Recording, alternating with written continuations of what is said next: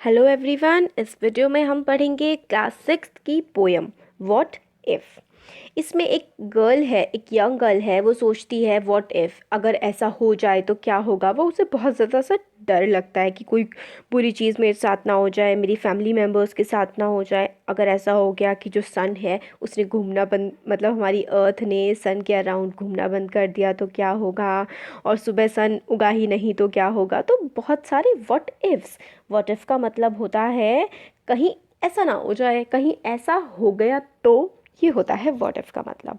तो इसमें हम पोएम देखेंगे पूरी, इसका एक्सप्लेनेशन अच्छे से, और इसके क्वेश्चन आंसर्स भी देखेंगे। तो स्टार्ट करते हैं poem.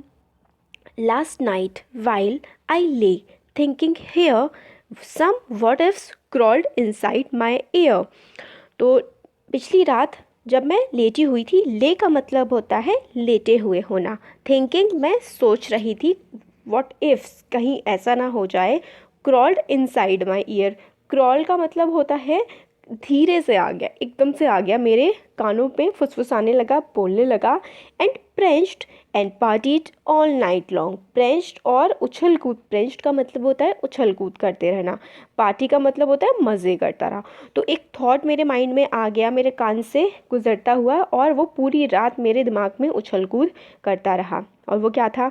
And sang their same old what if song, और वो गाता रहा अपना पुराना व्हाट इफ, ऐसा हो गया तो क्या होगा, ये वाला जो गाना टाइप का होता है वो गाता रहा।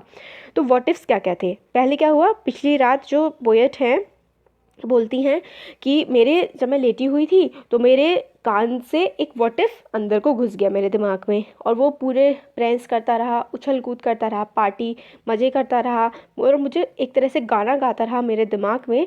व्हाट इफ़ का एक सॉन्ग गाता रहा। वो क्या था? What if I am dumb in school. डम का देखिए मतलब होता है जो कुछ बोल ना पाए, गूंगा हो जाना होता है डम का मतलब। तो ऑथर सोचती हैं, पोएट जो हैं, what if I am dumb in school, अगर ऐसा हो गया कि मैं स्कूल में डम्ब हो गई, बेवकूफ़ हो गई तो।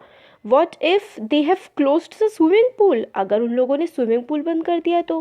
What if I get beat up, beat up मतलब पिटाई हो जाना, अगर मेरी पिटाई हो गई तो।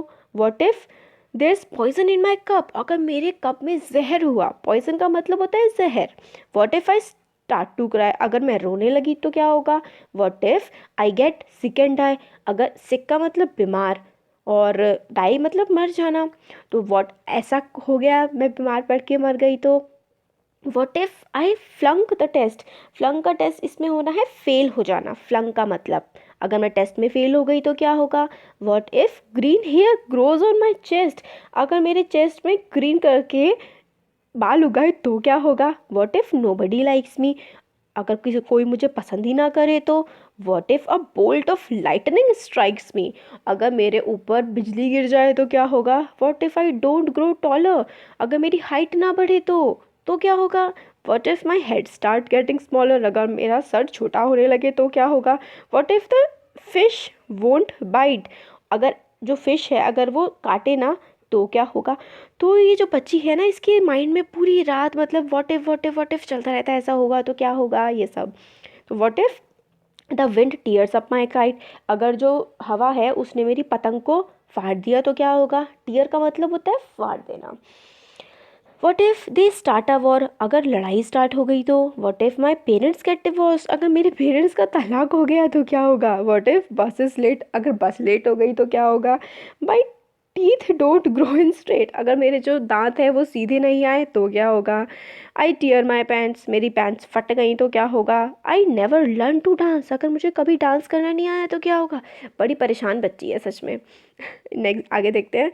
Everything seems swell and then the night time what if strikes again, और दिन में तो ये सब चीज़ें चली जाती है, मगर जब रात आती है तो ये सारे के सारे व्हाट इफ्स फिर से वापस आ जाते हैं।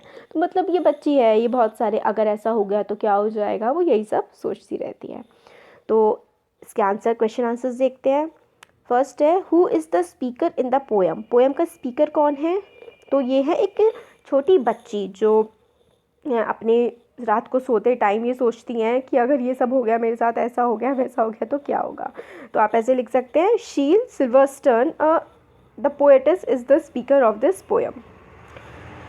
फिर नेक्स्ट है, with your partner list out the happenings the speaker is worried about. जो स्पीकर परेशान है वो क्या है? The speaker is worried about the following happening, बहुत सारी।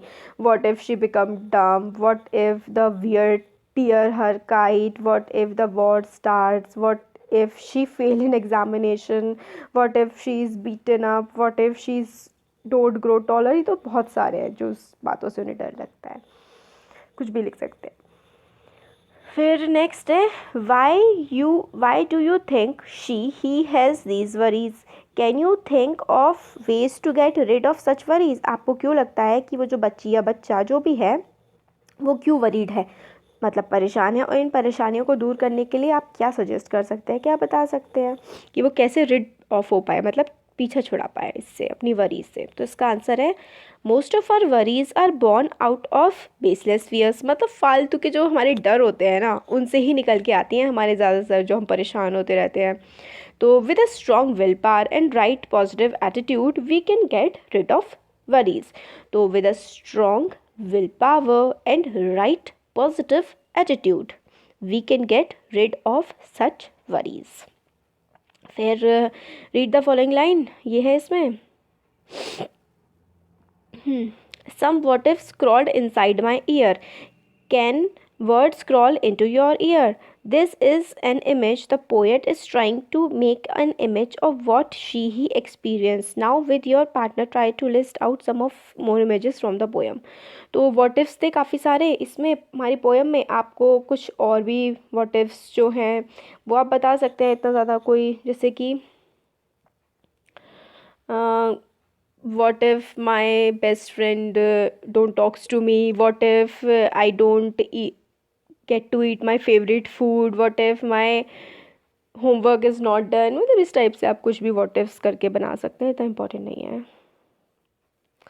और फिर ये वाला भी कौन कौन से what ifs, जैसे कि अभी what if earthquake occur, ये थर्ड वाले में भी आप एक्सपीरियंस लिस्ट आउट कर सकते हैं what ifs के। तो what if someone has beaten me, ये लिख सकते हैं। what if earthquake happens, what if I fell down from stairs, what if someone stole my pencil। इस टाइप से आप कुछ भी इसमें आंसर्स के लिख सकते हैं बना के। तो हो गया हमारे इसके क्वेश्चन आंसर्स और हमारी poem complete. So thank you.